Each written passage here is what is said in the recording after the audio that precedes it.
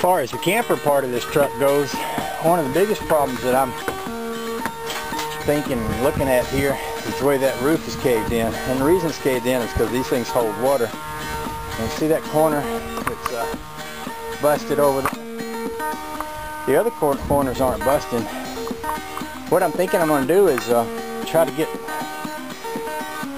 a way to pop that back out, and then maybe put some supports inside to hold its shape, and then re-fiberglass it. I can re-fiberglass a corner like that. But I think the harder part is going to be to get this top to fit right. Well, it doesn't look too far wrong. See how this is pooched out here? I think maybe if that came up, that would pooch back in, because this has to sit down inside this thing and kind of seal up. Have a watertight seal. So I got my challenges with this old baby, but I think we're going to enjoy it. I like working on junk, and this meets the criteria, so it'll be fun to play with, and we'll see what we can do with it. Well, let's take a second look at that. I went inside there. The previous owner left a board that he was using to prop that ceiling up, so I stuck the board back up in there. I don't think that's the way that's supposed to look, but it's closer. I'd be curious to know if I took that off, whether I could get it back to its original shape or not. But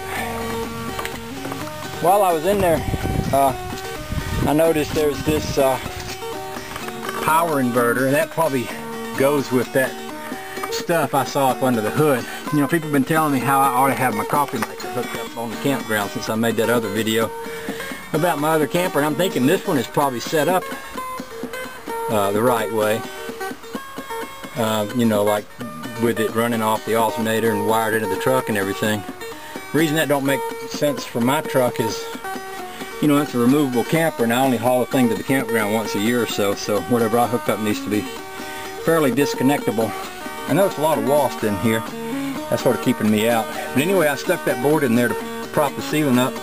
You can see there's a little section, I believe there's a little bed over the cab. I never noticed that before when I put that board under there. It kind of raised the roof where I can see that little bed. Looks like a little kid-sized bed there. There's a lot to discover here, and there's a lot to tear out and throw away. But it is of interest. I'll give you that. And I expect we'll have a little fun with it. Whee!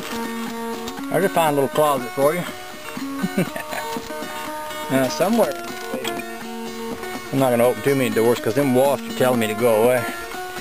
Looks like that might be a heater right there. I wonder if this thing's got a heater. And I'm curious, I'm willing to bet that's probably not a gas-powered refrigerator, but it'd be cool if it was. I'm going to tear all this out and put it all back in there. But it'd be nice if I could find as many usable things as I could during the process of all that. Anyway, she is a beauty. Yes, sir.